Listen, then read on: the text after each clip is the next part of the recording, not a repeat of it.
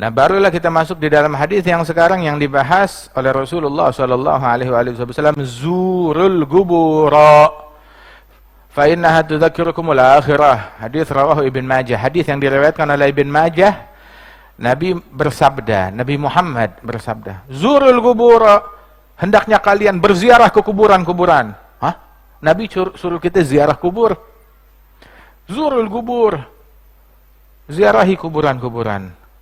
Fa innaha tudzakirukumul akhirah.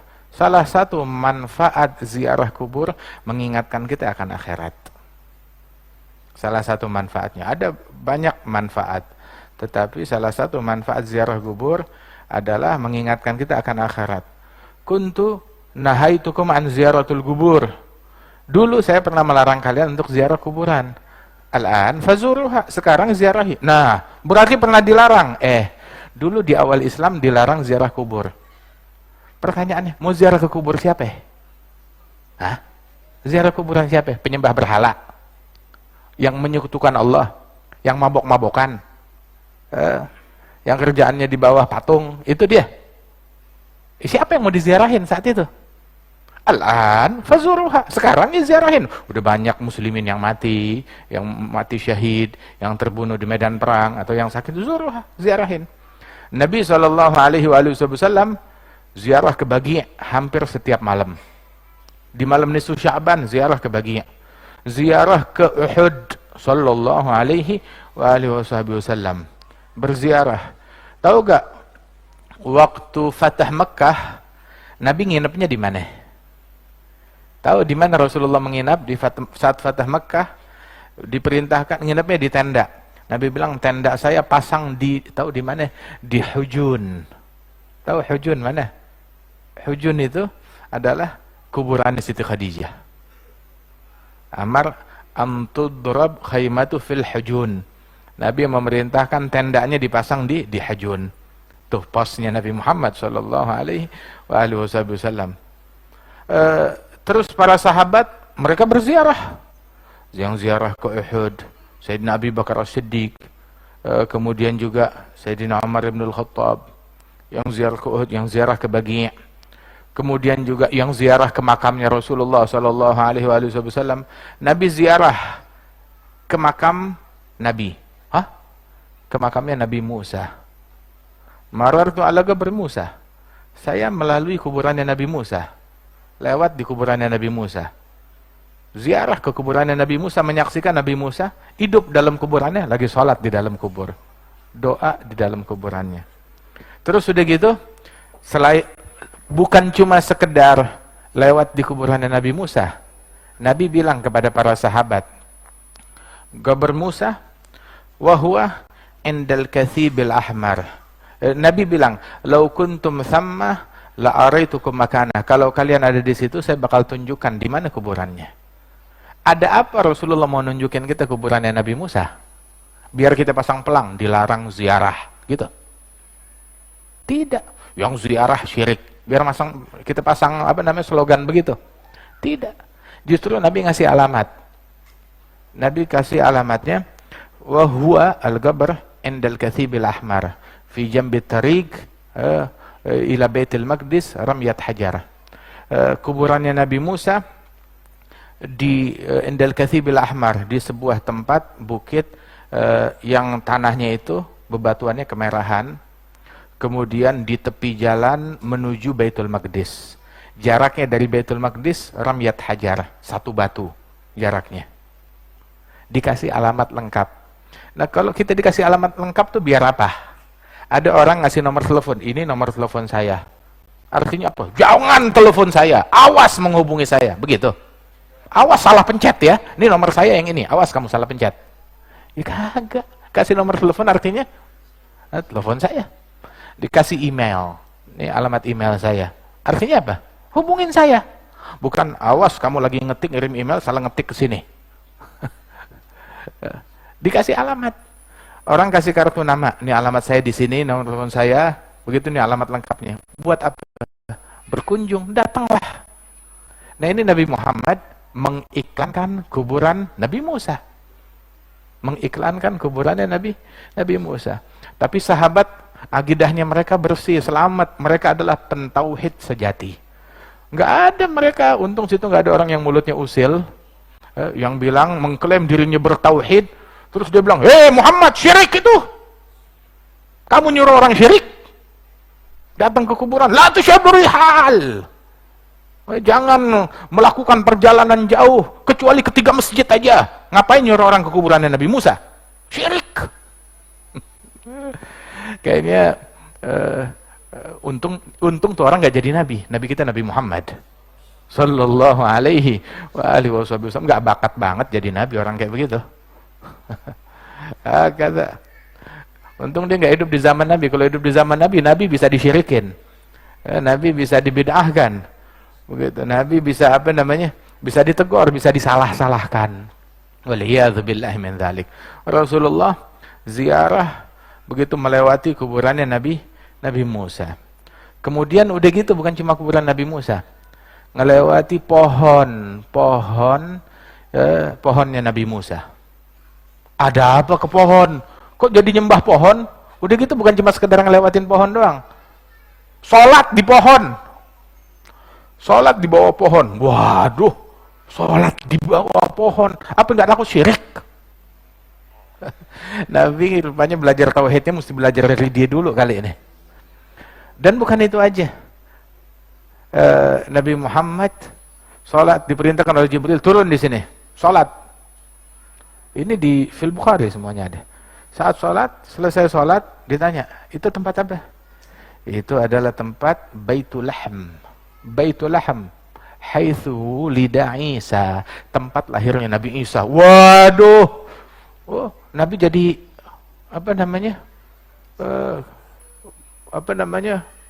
Kristen itu, Kristiani itu, murtad itu. Tapi dulu nggak ada orang yang mulutnya usil. Nabi sholat di tempat lahirnya Nabi Isa, tempat berkah, dan menambah keberkahan di tempat tersebut. Yang di situ siapa? Siti Maryam melahirkan Nabi Isa di tempat tersebut. Dan tempat itu disebut di dalam Al-Quran, diceritakan bagaimana terjadi karamatnya Siti Maryam. Karamatnya Siti Maryam yang huzzi ilaiki bijiz'in nakhlati tusagit alaiki rutaban janiyah. Senggol, goyangin pohon korma. Kalau pohon korma digoyangin bakal menjatuhkan kurma-kurma yang manis, yang lembut, kurma muda yang manis. Bagaimana kita ngegoyang pohon kelapa aja setengah mati untuk ngejatuhin pohonnya, ngejatuhin buahnya. Ini buah korma, tahu kan, pernah lihat pohon korma gak? Gede, bagaimana bisa jatuh itu? Itu goyangin juga nggak bakalan bergerak itu pohon korma. Siti Maryam lagi udah pecah ketuban, suruh goyangin pohon korma, berjatuhan dedaunannya. Subhanallah. Sayyidatuna Maryam binti Imran radhiyallahu anha wa ardhaha. Nabi napak tilas di tempat-tempat tersebut. Alhasil zurul kubur. Sahabat ziarah ke makamnya Nabi Muhammad. Semuanya. Ada Imam Al-Utubi ziarah ke makamnya Rasul. Tahu-tahu saat dia lagi duduk di makamnya Rasulullah, ada orang Badui dari pedalaman. Dia datang ke kuburan Nabi. Assalamualaikum ya Rasulullah. Ngasih salam ke Nabi di kuburannya Nabi Muhammad. Imam Utubi liatin aja. Terus itu bilang, ya Rasulullah, sami'tullah ta'ala yaqul.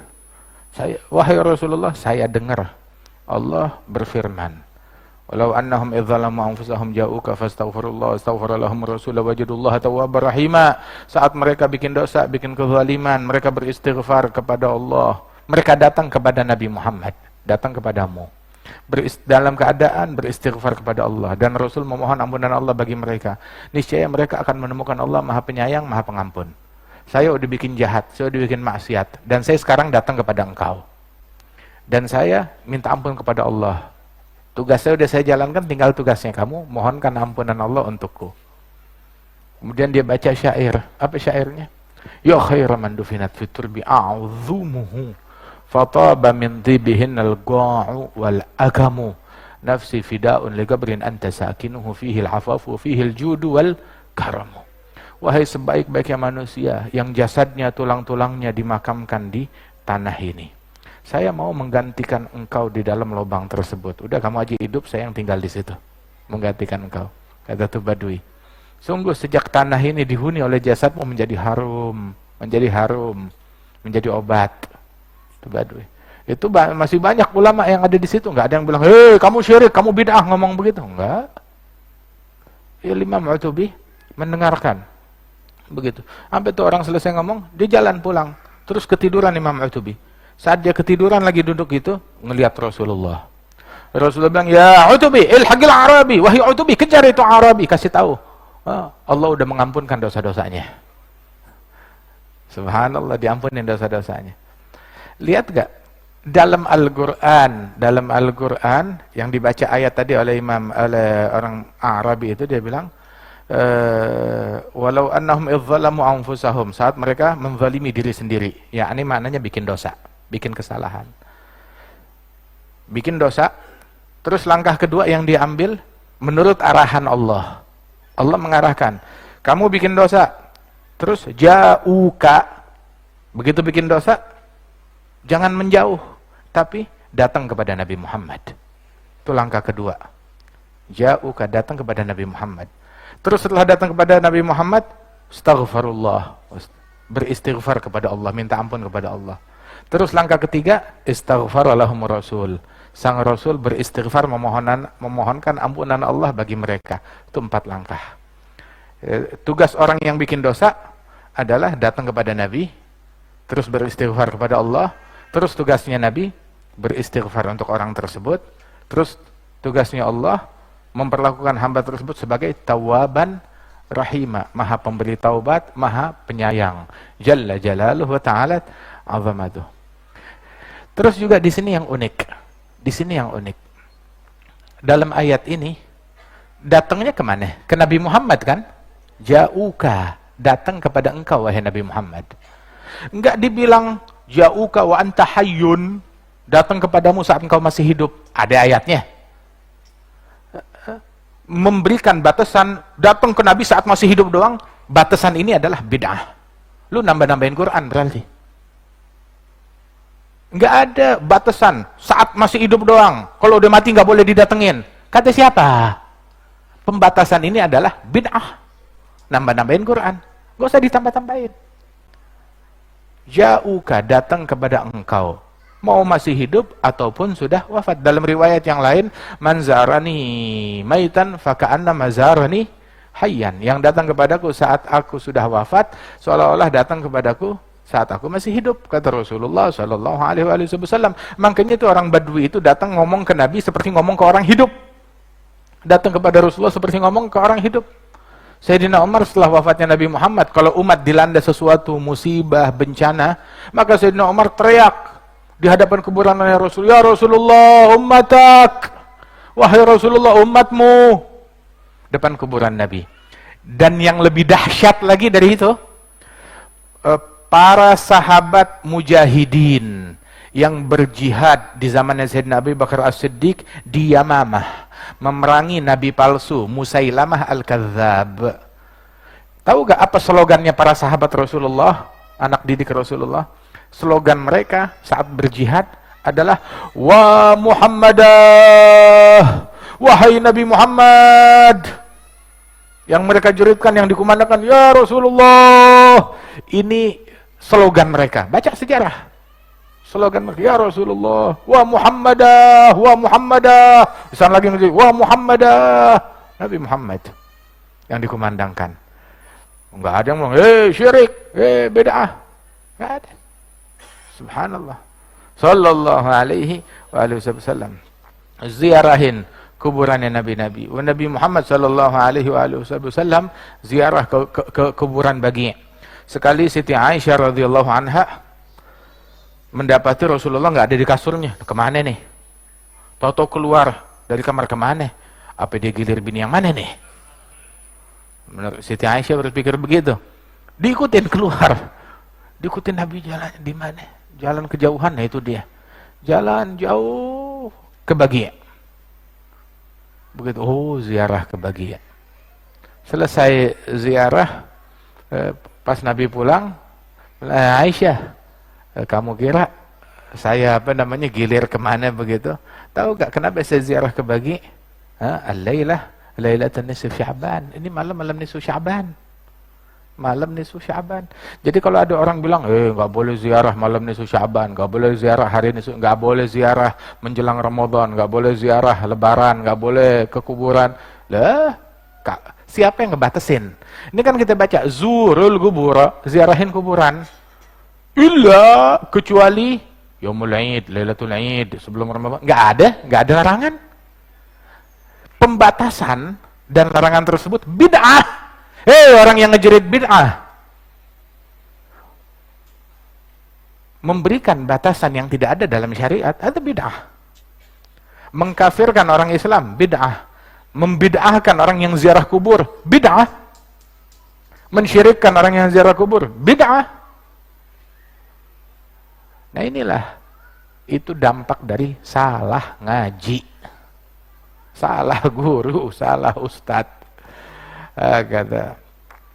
Terus juga para sahabat Rasulullah Sallallahu Alaihi Wasallam, mereka ziarah ke Nabi.